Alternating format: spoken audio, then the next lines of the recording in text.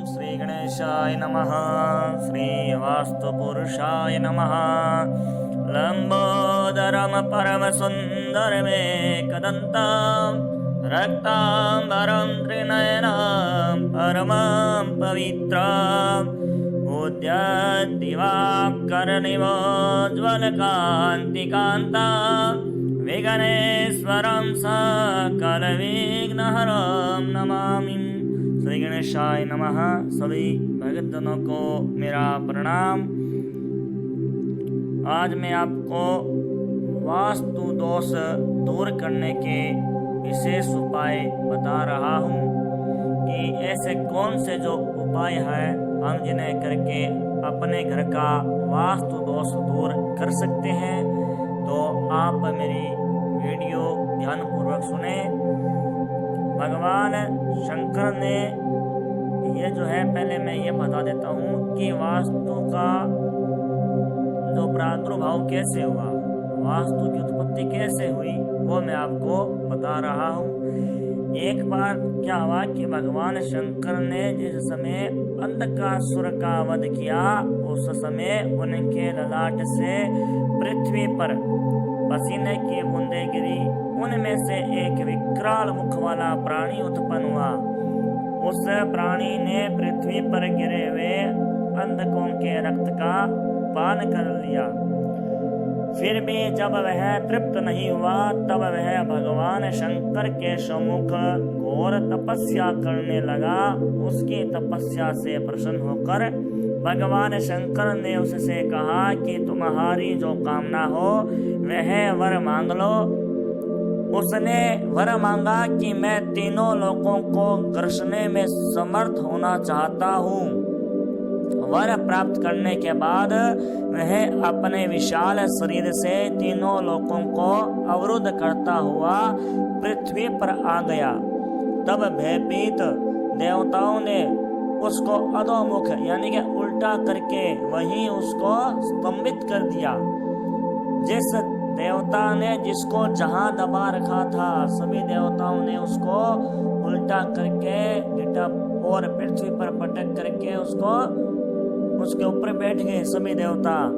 और वह देवता उसके उसी अंग पर निवास करने लगे।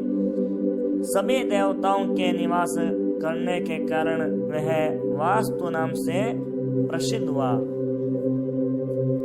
अब मैं आपको वास्तु दोष जनित जो दोष है उसके जो निवारण के जो उपाय है वह मैं बता रहा हूँ कि जहाँ तक हो सके निर्मित मकान में तोड़ फोड़ करना नहीं चाहिए, क्योंकि तोड़ फोड़ करने से वास्तु भंग का दोष लगता है। इसलिए वास्तु शास्त्र में आया है कि जीर्णम गेहम भीति भग्नम विशीर्णम तत्पातव्यम स्वर्ण नागस्य दन्ते गो श्रृंगेर्वा शिल्पिना निश्चयेन पूजाम कृत्वा वास्तु दोषो नितस्य।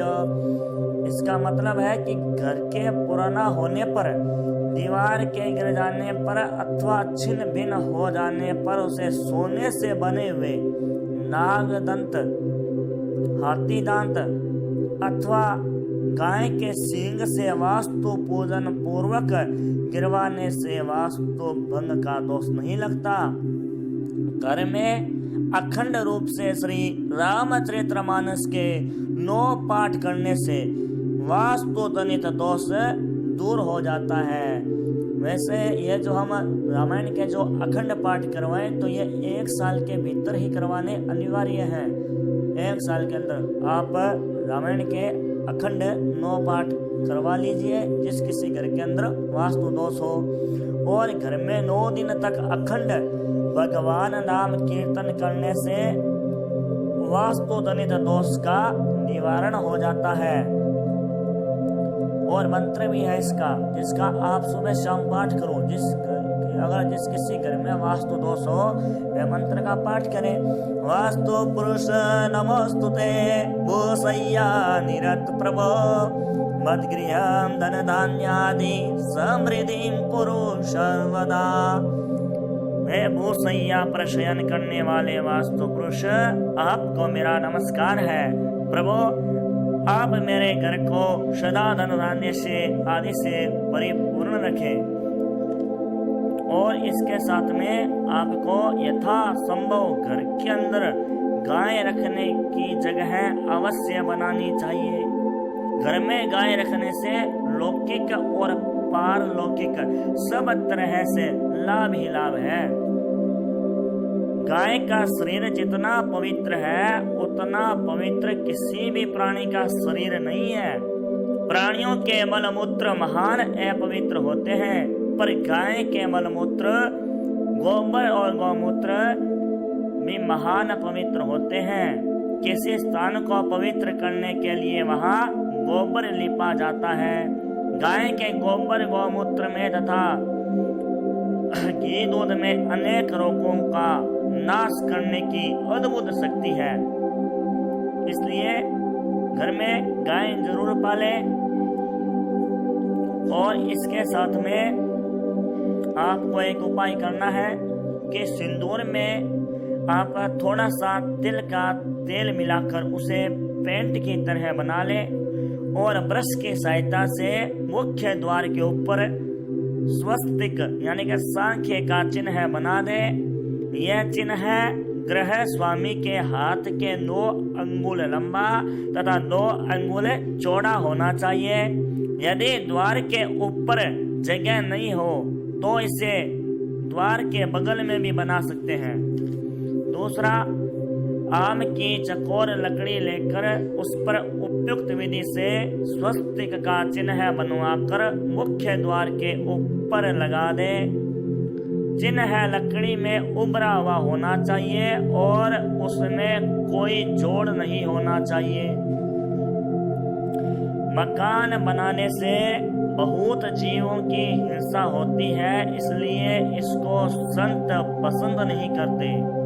जीव जंतु, कीड़े मकोड़े, गिलहरी आदि सभी खुला फिरते हैं। मकान बनाकर उन बेचारों का हाड़ लगा देते हैं और उनमें मकान में कई जीवों की हत्या भी होते हैं। छोटे छोटे जीव होते हैं, सूक्ष्म, जो हमें दिखाई नहीं देते। हम मकान बनाते हैं तो उनकी मृत्यु भी हो जाती है, छोटे बड़े जीवों की।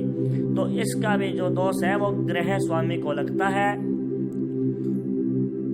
इसलिए मकान बनाने पर प्रायश्चित स्वरूप रामायण, भागवत आदि का पाठ और भगवान नाम का कीर्तन अवश्य करवाना चाहिए।